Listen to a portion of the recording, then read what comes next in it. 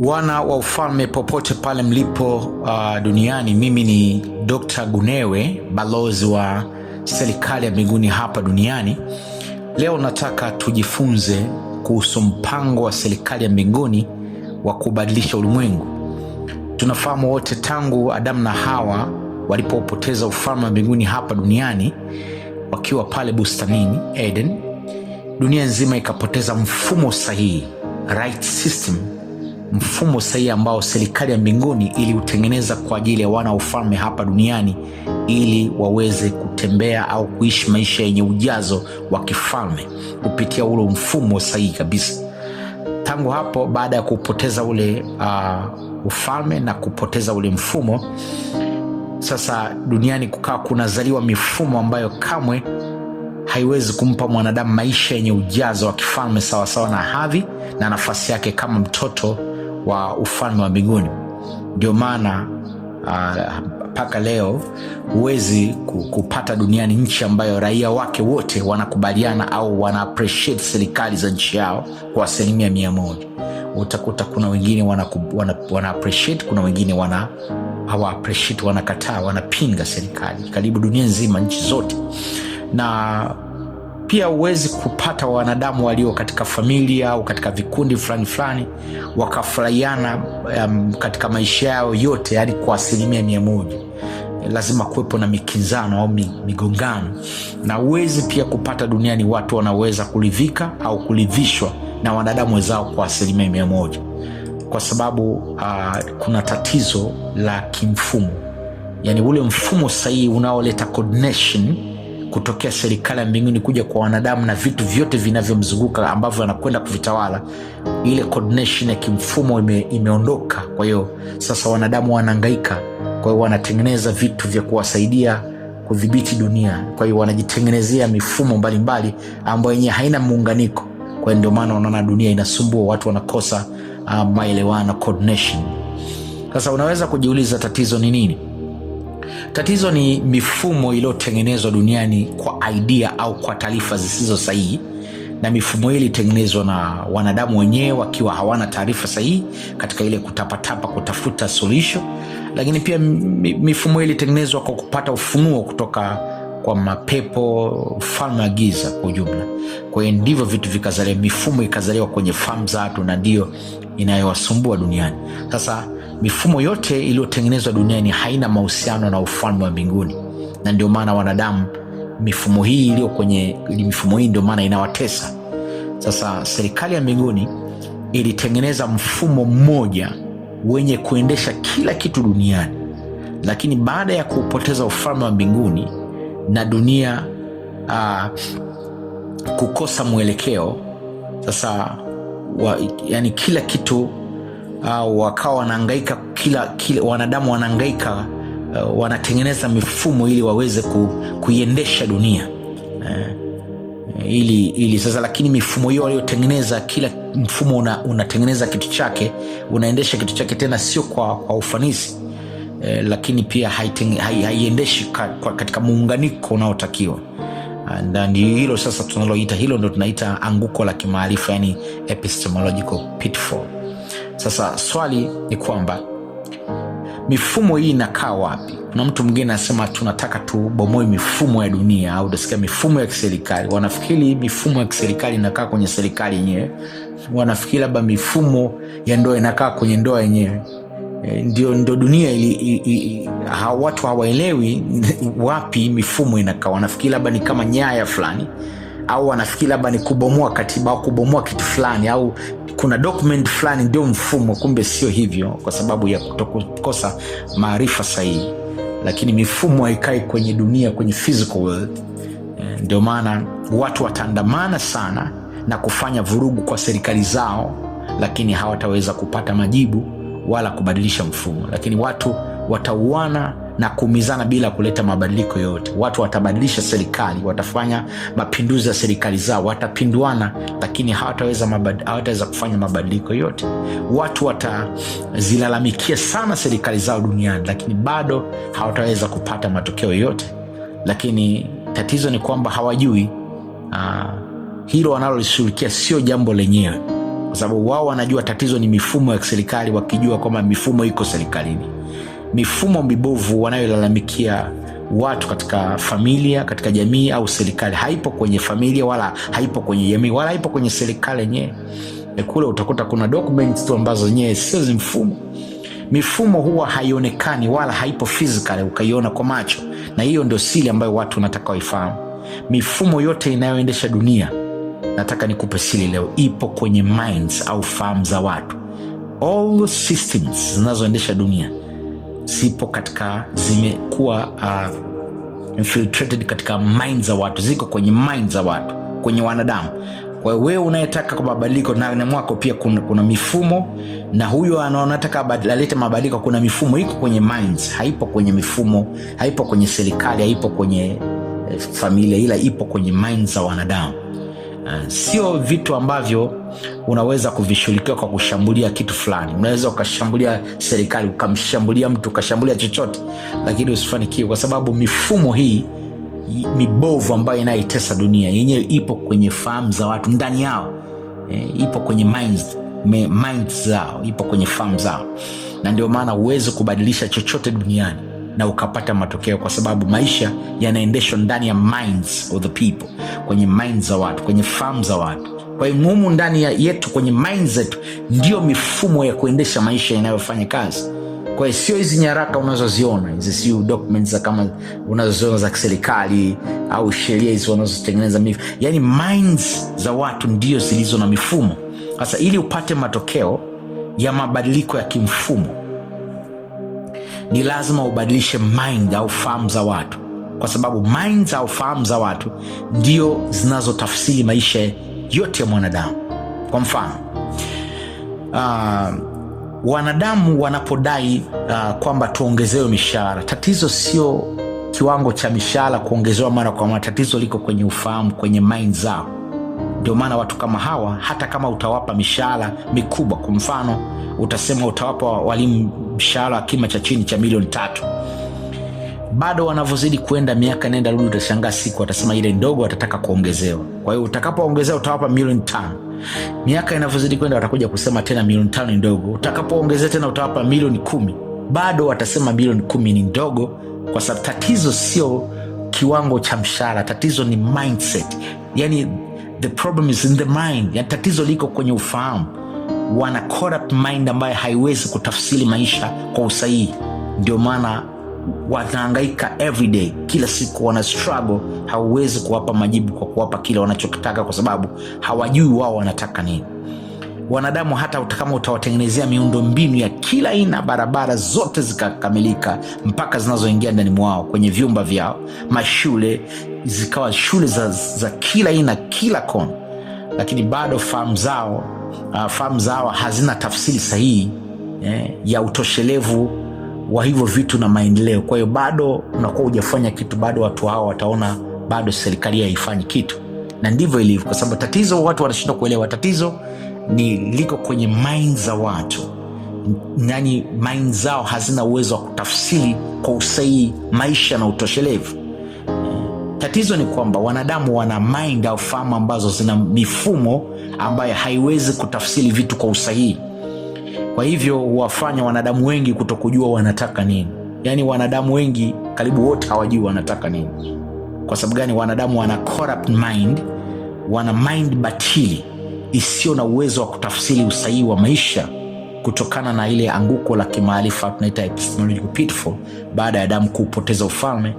Na ndicho ambacho mfalme Yesu alikuja kutatua miaka 2000 iliyopita pale msalabani, na watu wakaingiza dini na madhehebu, lakini ndio wakakosea zaidi. Lakini kumbe kuna kitu fulani wakikiseti ndani mwao, ndio wanaweza kuleta mfumo ule wa zamani ukarudi, uliokusudiwa na serikali ya mbinguni, na utoshelevu wa kila kitu ukapatikana, na watu wataacha kulalamikiana na kuumizana.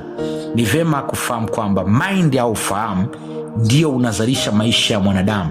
Kwa hiyo chochote kilicho kwenye mind ya mwanadamu ndio kinachozalishwa kwenye maisha halisi. Ukisoma Yeremia, katiba ufalme, toleo la ufalme, Yeremia 17:10, katiba ufalme inaweka wazi kabisa, inasema mimi ni Yahweh, huchunguza moyo na kupima ufahamu au mind. Anasema kumpa kila mtu kwa kadri ya kile kilichopo kwenye ufahamu au mind yake kwa kadri ya matendo yake yanayostahili. Unaweza kuona. Kwa hiyo serikali ya mbinguni au mfalme wa mbinguni, yeye ana search mind, anaangalia mind yako. Akikuta kuna kitu fulani, ndio anaruhusu iko kitu ukiishi kulingana na kile kilichopo kwenye mind yako, kwa sababu yeye hawezi kuchomoa, kwa sababu yeye amekumba uwe na consciousness, pia willpower, utashi, ili usiwe kama robot. Kwa hiyo kile ulichokika kwenye mind ndicho utakachokizalisha kwenye maisha halisi. Kwa hiyo the life is in the mind. Kwa hiyo mifumo ipo kwenye mind za wanadamu, sio ipo kwenye serikali wapi. Kwa hiyo utachoma majengo, utachoma document, utachoma katiba, utafanya hivi, mtabadilisha katiba duniani zote. Issue sio katiba, issue ni system, mifumo ipo kwenye mind ya wanadamu. Kwa hiyo lazima uchange system zilizo kwenye mind ya wanadamu. Ndio inavyokuwa. Ukisoma Mithali 4:23 inasema, zaidi ya yote linda moyo wako, mind, kwa bidii zote, maana ndipo yanapotoka mambo yote ya maisha. The all issues of life comes from your mind, zinatoka kwenye mind, ambao kwenye wametafsiri kama moyo, mind. See? Sasa watu wana corrupt mind, wana mind batili isiyo na uwezo wa kutafsiri maisha kwa usahihi, sawasawa na vile serikali ya ufalme wa mbinguni ilivyomkusudia mwanadamu kuishi. Ndio maana kila mwanadamu hamuelewi mwanadamu wenzake, kwa sababu kuna vita vya minds, vita vya fahamu, vita vya mind zilizobatili. Yani kuna mifumo ndani ya wanadamu inakinzana, kwa hiyo wanashindwa kuwa na coordination katika maelewano. Ndio maana wanadamu hawaelewani, kila mmoja anatafsiri maisha au vitu kwa kadri ya mifumo iliyo kwenye mind yake. Kwa hiyo serikali inaona inafanya bidii, lakini watu wanakuona kama serikali haifanyi kitu. Kwa sababu hakuna coordination, kwa sababu hatuna zile mifumo iliyo nje na ufalme yenye kutupa coordination ya kupata tafsiri halisi, hatuna. Ndio maana raia hawawezi kuelewa watu walio viongozi wa serikali, na viongozi wa serikali hawawezi kuelewa raia. Kwa hiyo ni mfumo ambao dunia nzima watu hawaelewani, na sio kwenye sio hata kwenye mahusiano yetu ya ndoa, watoto kwa wazazi, ndio. Yani hakuna coordination, hakuna maelewano, kwa sababu ya ile bet of minds. Yani mind zetu ziko corrupt, sasa zinapambana, kila mmoja anatafuta suluhisho, alafu mwenye suluhisho kila mmoja hana suluhisho, alafu mmoja anatafuta suluhisho kwa mwenzake, na ndio kunakuwa na mgongano mkubwa wa namna hiyo. Sasa wanadamu wanatafsiri maisha kwa mihemko na hisia, kwa sababu ya kuwa na mind batili, wana ufahamu batili, wana corrupt mind. Yani mind zao hazina uwezo wa kuzalisha tafsiri sahihi ya maisha. Yani tunaona maisha sio kwa usahihi, uwezo wetu wa kuona vitu hatuna understanding ya kuona vitu kwa usahihi. Kwa hiyo mifumo iliyo ndani ya fahamu zao inawapa tafsiri isiyo sahihi, hivyo kuwafanya kuumia katika kila eneo. Unaona kila eneo mtu anaumia. Kwa hiyo ile tafsiri sahihi hatuna, tuna corrupt mind. Ukisoma ile Warumi 8:6-8 inasema, kwa maana ufahamu au mind ikielekezwa kwenye mwili ni mauti, bali ufahamu au mind ikielekezwa kwa Roho Mtakatifu ni maisha na amani. Unaweza kuona. Kwa hiyo mind inapokuwa set na mfalme Roho Mtakatifu aliyeiumba, akaingiza software mpya kwenye mindset, mifumo mpya wa ufalme uliokusudiwa, mtu anaishi anapata maisha life na anapata amani. Lakini akiset kwenye mwili, kwa maana ya vile vitu vya dunia ambavyo wanavyotaka vipatikane, maana yake mtu huyu anakuwa hawezi kuwa atakuwa ishi kwenye destruction, kwenye uharibifu. Unaweza kuona. Kwa hiyo hilo ni muhimu sana kuelewa. Ndio maana unaona duniani kuna vimfumo vingi vipo, sio kama unaviona hivi, ila vipo kwenye akili za watu. Kwa mfano nikupe mifano michache. Kwa mfano mifumo ya kupima mwanamke, huyu ni mrembo na mzuri, huyu sio mrembo. Sasa jiulize, nani ana kipimo cha kujua huyu ni mrembo sio mrembo? Kwa hiyo ni vimfumo viovu vilivyo nje ya ufalme tumeviweka kwenye fahamu zetu. Ndio maana dunia inatutesa. Unasikia kabisa unapaswa kuwa mwanamke mrembo mzuri. Sasa mrembo kapimwa na nani? Ni huyu mwingine hana urembo, nani kampima? Kipimo gani kimetumika? Ndio maana unaweza kuona kwamba tuna mind batili, haziwezi kuona vitu kwa usahihi. Tuna vitu vya ovyo ovyo kwa sababu mind zimekuwa corrupt. Kwa mfano mfumo wa wanandoa kulala kitanda kimoja, au mfumo wa ndoa kulala nyumba moja, imekuwa kama sheria na watu bwana na kaileta nani? Kwa sababu ukisoma katiba ufame Ibrahim na Sara waliishi nyumba tofauti. Sara alikuwa na hema yake, Ibrahim alikuwa na hema yake. Sasa vimfumo kama hivi watu wa dini wanavipenda sana na wanavisisitiza, watu wanavisisitiza, wanavipenda, lakini hajui kabisa mifumo kama hii ukiangalia inaonekana kama ni mizuri, lakini kumbe ni vimfumo ambao vinaua uwezo wa kujitegemea kifikra, kisaikolojia, kimahusiano. Kwa sababu mtu unapola naye kila siku unakuwa naye hapa, mwishoni huyu mtu mmoja wapo hasa mwanamke kisaikolojia, kifikra, kimahusiano anakuwa hayuko self-reliant, hajitegemei. Na manake ni kwamba huyu mtu anakuwa anategemea wanadamu kwa sababu anajua kiulizi kila kitu yaani kisaikolojia anakuwa ameathirika. Ndio maana hili lina shida, ndio maana utakuta hata umaskini unasababishwa na vitu vingi sana ambavyo watu wengi hawaelewi, lakini ni kwa sababu zile fikra, kisaikolojia, kimahusiano mtu anakuwa yuko stable kwa sababu ya mifumo kama hiyo. Unaweza kuona iko rafiki, lakini kwa sababu tu ya ufahamu wetu finyu. Lakini kwa mfano utakuta kuna wanaume wanaogopa kula chakula huko njiani, labda amekutana na rafiki yake anamkaribisha nyumbani kula chakula, sababu bwana anaogopa kula kwa sababu nikirudi nyumbani nitaonekana sijakula, labda nimekula wapi, nitaulizwa na mke wangu. Vimfumo vya ovo ni corrupt mind kwa sababu vinatengeneza ugomvi, purukushani ambavyo watu wanaona viko okay, lakini vinaleta shida kwenye familia, na ndivyo ambavyo vinaleta. Ndio maana watu wengi kwenye ndoa, kwenye serikali, kila kona watu wanagombana, si kwa sababu watu wamekoseana, ila kwa sababu tu ya mgongano wa mifumo wa kifikra, na ni vitu vidogo lakini vinaleta shida dunia. Watu wanagombana kwa vitu. Unasikia mtu anamwambia bwana, gari yako mbaya, gari yangu mbaya. Kwa nini? Sasa umepima ubaya wa gari, umepimaje? Unasikia nyumba hii rangi yake sio nzuri, mtu anasema za hii ina rangi mbaya. Sasa mbaya, nani kipimo cha kujua hii rangi ya nyumba yangu mbaya au nzuri? Kwa hiyo unaona watu wanaenda kimihemko na kiubinafsi, na ndio maana wanaumizana, na ndio maana unaona hakuna maelewano kwa sababu ya ufahamu batili.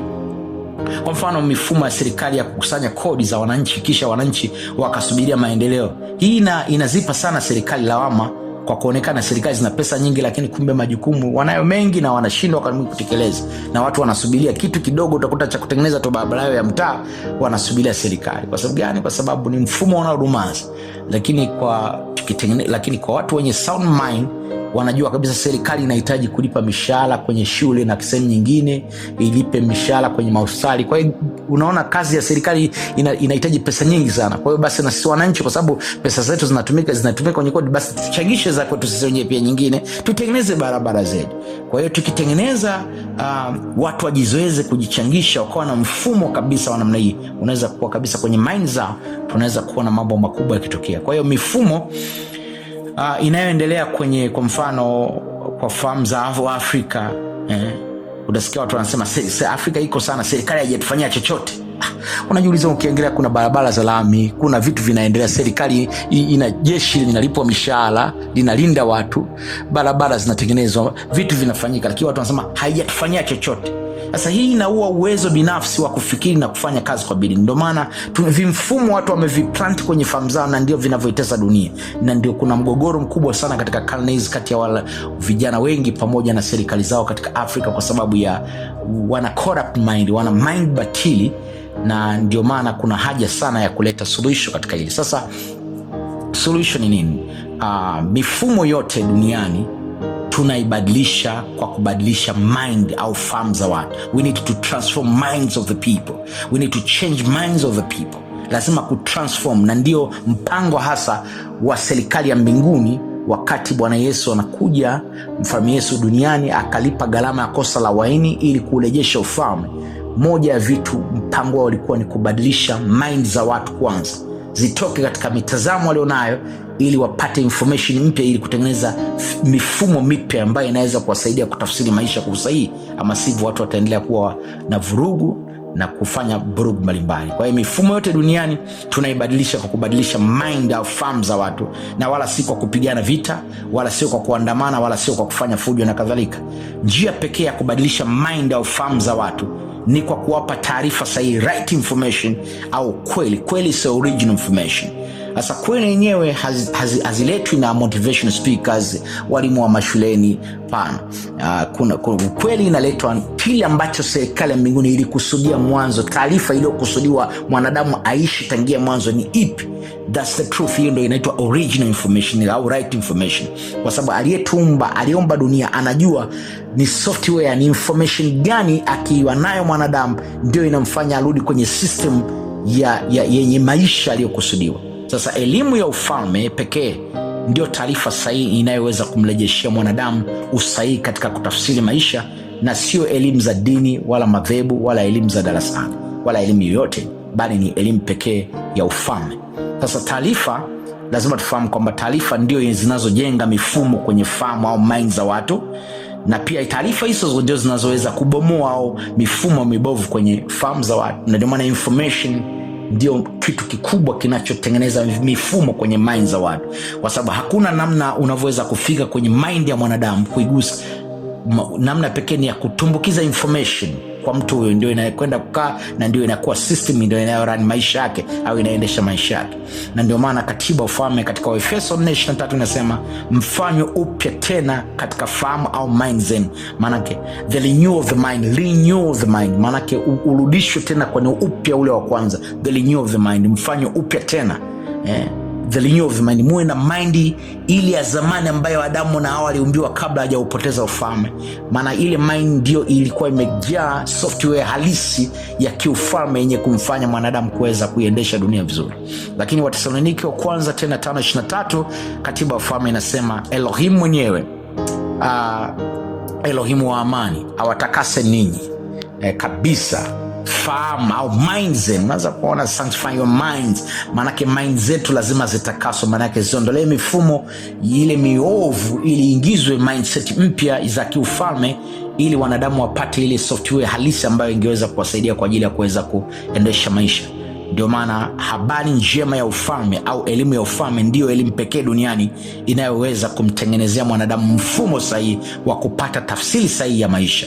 Mtu mwenye elimu ya ufalme, na sio elimu ya dini wala madhehebu au elimu ya utamaduni, ni elimu ya ufalme.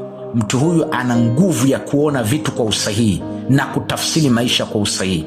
Ndio maana moja kati ya mission statement au kauli mbiu ya serikali ya mbinguni katika kubadilisha ulimwengu kwa elimu ya ufalme, kwanza walianza kwa kusema badilisheni mind. Wametumia tafsiri potofu Biblia, chama cha Biblia kutubu sio neno sahihi, ila badilisheni mind au fahamu au mitazamo yenu. Wametumia neno repent au metanoia, change mind. Umeona, kwa sababu mind au fahamu ndio unayoendesha maisha. Kwa hiyo ukiangalia mara ya kwanza Yohana Mbatizaji, kwa mara ya kwanza mission statement au kauli mbiu ya kimission iliyotumika, ambao alimfundisha serikali ya mbinguni kuja kuitoa kwa wanadamu, ni wabadilishe fikra au mtazamo au mind zao. Angalia Mathayo 3:1-2 inasema siku hiyo Yohana Mbatizaji alikuja akihubiri katika nyika ya Uyahudi akisema, unaona, kwanza na anasema badilisheni fikra au mtazamo wenu, kwa maana ufalme wa mbinguni umefika. Unaweza kuona. Kwa hiyo badilisheni fikra, yani change your mind. Mlikuwa mnaamini mambo ya dini ya Kisadukayo, dini ya Kifarisayo, dini na madhehebu. Achaneni dini na madhehebu, haziwezi kuwasaidia.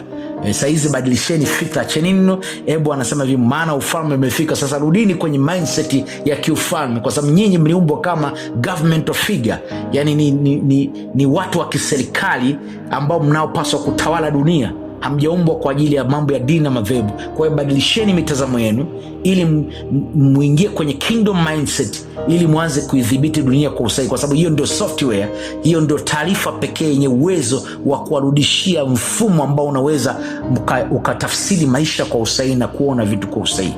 Ukisoma tena Mwanzo 4:17, Mfalme Yesu anasema tangu wakati huo Yesu alianza kuhubiri akisema, badilisheni fikra na mtazamo wenu, kwa sababu ufalme wa mbinguni umekwisha fika. Unaweza kuona anajaribu kutoa tiba kwanza. Tiba namba 1 kwanza ni kutibu mind au fahamu. Mind iachane na mitazamo ya nyuma ya kidini na madhehebu, wabadilishe, waingize sasa ufalme umekwisha fika, wabadilishe sasa kingdom mindset, kingdom information, kingdom civic education, elimu ya uraia ufalme. Hii ndio software halisi, ndio kweli au taarifa sahihi inayoweza kumsaidia mwanadamu kurudisha uwezo wa kupata tafsiri sahihi ya kila kitu katika dunia hii, ili aweze kuweza kuishi maisha yenye utoshelevu. Ukisoma Marko 14:15 inasema baada ya Yohana kukamatwa na kutiwa gerezani, Yesu aliingia Galilaya akaanza kuhubiri habari njema za Elohim. Unaona, kuhubiri habari njema za Elohim akisema wakati umefika. Unaona, ufalme wa Elohim umefika. Unaona, wakati sasa umefika, ufalme umekwisha shuka. Kwa hiyo mlikuwa kabla hujashuka mlikuwa kwenye dini na madhehebu yenu, na hachaneni ya ufalme umefika sasa. Anasema badilisheni mtazamo wenu na kuiamini habari njema ya ufalme. Manake ingizeni sasa habari njema ya ufalme. Hii ndio elimu pekee duniani inayoweza kubadilisha mifumo kwenye mind zenu au fahamu zenu, ili muweze kuwa na uwezo sahihi wa kutafsiri maisha kwa usahihi na kuona vitu kwa usahihi. Ndio maana unapoachana na taarifa zote za dini na madhehebu, unaona, na tamaduni nyingine zote za dunia, kisha ukajaza mind au fahamu wako kwa taarifa sahihi ya ufalme wa mbinguni kama serikali kamili, basi moja kwa moja unaingiza kwenye mind yako au ufahamu wako mfumo sahihi ambao utakupa uwezo wa kuona kila kitu kwa usahihi, na utakuwa na uwezo wa kupata tafsiri sahihi ya kila kitu katika maisha. Mwanadamu aliyejaa elimu ya ufalme anakuwa na vitu vitatu. Anakuwa kwanza na right knowledge, yani taarifa sahihi, right information, lakini pia anakuwa na understanding of right knowledge. Anakuwa na uelewa mkubwa sana wa right knowledge. Mwanadamu mwenye uelewa anaelewa everything, kila atakachokiona kitu, hata kama kitu kimefanyika kibaya ataelewa, atakuwa na understanding. Understanding ndio inamfanya mtu awe na stamina, awe na uwezo wa kuvumiliana na kila kitu. Lakini pia anakuwa na wisdom. Wisdom ni matumizi sahihi ya taarifa sahihi, ndio inaitwa hekima, yani the application of the right knowledge or right information, it's called wisdom, inaitwa wisdom. Wisdom ni matumizi sahihi ya taarifa sahihi, ndio inazaliwa hekima. Hivi vitu vitatu ni vya muhimu. Sasa naomba tu ni toe fundisho muhimu sana kwa raia wote wa ufalme, njia ya kubadilisha mifumo ya dunia kwa mtu mwenye mind au fahamu sahihi, kwa watoto wa Yahweh Elohim. Sisi watoto wa Yahweh Elohim hatubishani na mamlaka, wala hatukinzani, wala hatutukani, wala tuanze kuandika kwenye mitandao, kwenye social media tuanze kuisema serikali hii. Sisi sio njia, kwa sababu hiyo njia sio sahihi, wala haitaweza kubadilisha chochote, kwa sababu hiyo ni mamlaka. Ndio maana mtu mwenye ufahamu sahihi wa ufalme wa mbinguni hapingani na mifumo ya kimamlaka ya kiserikali, kwani sisi raia wa ufalme tunajua nguvu ya mamlaka, kwa sababu uwepo wake umeruhusiwa na serikali ya mbinguni. Mamlaka ya kiserikali ina nguvu brother, uweze kushindana nayo, uweze ukapingana nayo eti kwa kupinga eti isiwepo hii, fanya hii, utaumia na hutamwona mzee wa mbinguni akikutetea. Haipo hivyo. Hii ni government, ni mamlaka ya kiserikali, na serikali ya mbinguni imeruhusu hizo mamlaka ziwepo. Ndio maana ukisoma waraka kwanza Petro 2:13-14 inasema tiini kila mamlaka iliyowekwa na wanadamu kwa ajili ya Bwana. Unaona, mnatii kwa ajili ya Bwana, mfalme akiwa ndiye aliye na mamlaka ya juu zaidi, pamoja na maafisa aliowaweka, kwa kuwa mfalme amewatuma ili kuadhibu wale wanaokosa na kuwasifu wale watendao mema. Unaweza kuona unaona wako serious hao miamba imani. Wanafunzi wa kwanza ufalme walikuwa wanajua hivi vitu. Lazima utii mamlaka brother, huwezi kushindana na serikali, huwezi ukaishusha serikali, ni ngumu, sio kitu rahisi unavyofikiria. Warumi 13:1-5 inasema kila mtu na atii mamlaka inayotawala. Atii mamlaka inayotawala, sio ile isiyotawala, inayotawala, kwa maana hakuna mamlaka isiyotoka kwa Elohim, nazo mamlaka zilizopo zimewekwa na Elohim. Kwa hiyo yeye anayeasi dhidi ya mamlaka inayotawala anaasi dhidi ya kile kilichowekwa na Elohim. Unaweza kuwa unapingana na Elohim ukiasi mamlaka iliyowekwa. Nao wale wafanyao hivyo watajiletea hukumu juu yao wenyewe. Unaona, utaumia tu, utaumia, kwa kuwa watawala hawatishi watu wale wanaotenda mema, bali wale wanaotenda mabaya. Je, wataka usimwogope mwenye mamlaka? Basi tenda lile jema, naye atakusifu, kwa maana mwenye mamlaka ni mtumishi wa Elohim kwa ajili ya mema.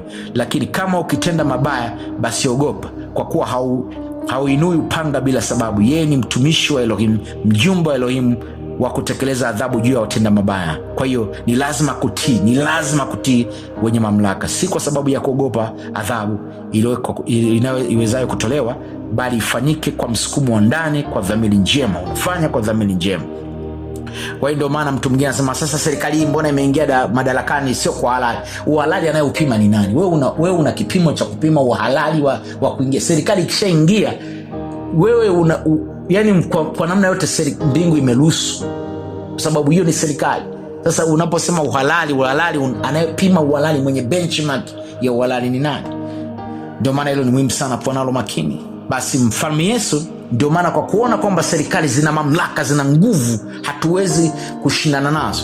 Sasa anataka sisi tukabadilishe fahamu za watu, sisi wenyewe tuingie kwenye ile mifumo.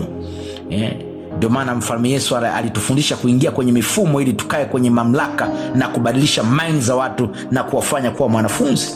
Ukisoma Mathayo 28:18-20, hapa unaweza kuona raia wote wa ufalme inahusu. Anasema Yesu akawajia na kusema, nimepewa mamlaka yote mbinguni na duniani. Maana yote mbinguni na duniani, I got authority. Kwa anasema kwa sababu hiyo, kwa sababu na mamlaka yote duniani, anasema kwa sababu hiyo, anasema enendeni ulimwenguni. Enendeni ulimwenguni. Ulimwenguni sio duniani. Ulimwenguni na dunia, neno ulimwengu kwa Kigreek ni cosmos, ila dunia inaitwa Gaia. Sasa Gaia Kigreek, neno la Kigreek ambayo inatafsiri kama dunia, maana yake ni ili udongo lenye ardhi na maji na vitu vyote. Ila ulimwengu ni shawishi zinazotawala, yani governing influence, yani ulimwengu wa siasa, ulimwengu wa michezo, ile mifumo inayo operate duniani ndio zinaitwa cosmos, yani ndio ulimwengu, ndio inaitwa world, political world, sports world, ulimwengu wa mitindo. Kwa hiyo unaweza kuona, kwa hiyo tunatakiwa sisi tuingie kwenye hizi ulimwengu wa siasa. Wapi? Kule ndo kuna watu, kuna governing influence. Zile governing influence au shawishi zinazotawala, sisi tunatakiwa twende tukaingize kingdom mindset, tukaingize vitu pale. Lakini huwezi kuingiza ukiwa mbali, mpaka uingie na wewe. Kwa mfano kama wewe lazima uingie, uwe rais, lazima uwe waziri. Unapokuwa pale una mamlaka, unapotoa mindset tofauti, kwa sababu lazima wakutii, maanake ni kwamba utabadilisha watu wengi sana. Ndivyo ambavyo hata mfalme wa mbinguni alitumia hiyo kitu akiwa kule kwa mfalme Nebukadnezar, unaona kule Babeli. Aliwaruhusu kina Daniel kuwa wakuu wa serikali ili waweze kubadilisha mitazamo mpaka kwa waganga kienyeji, kwa sababu nje ukiwa una mamlaka huwezi kufanya, haitawezekani mpaka uingie uwe na mamlaka. Kwa unapokuwa rais, unapokuwa waziri, unapokuwa mbunge, unapokuwa diwani, manake watu watakusikiliza. Kwa hiyo pale ndipo utaingiza kacha ya kimbingu ambayo inaweza kuwasaidia watu kuweza kufurahia maisha. Ndivyo inavyotakiwa. Kwa hilo ni muhimu sana kuelewa. Ndio maana nasema kwa sababu hii, nendeni ulimwenguni kote. Ndio maana lazima watu waingie kwenye ulimwengu wa michezo, lazima raia wa ufalme waingie kwenye ulimwengu wa siasa, wajitandaze kila kona, na kule sasa watakuwa walimu, ndio watawafundisha watu wafundisha tukiyashika yote ambayo Mfalme Yesu ameamuru, ambayo ni kuhusu ufalme, sio dini na madhehebu. Is kingdom mindset, kuwafundisha watu namna ya kuzalisha vitu, namna ya kuwa matajiri, namna vile kanuni zile ambazo namna ya kuitunza dunia, ili dunia ipate kwa sehemu sahihi kwa ajili ya maisha ya ufalme, kwa ajili ya watu wafurahie maisha.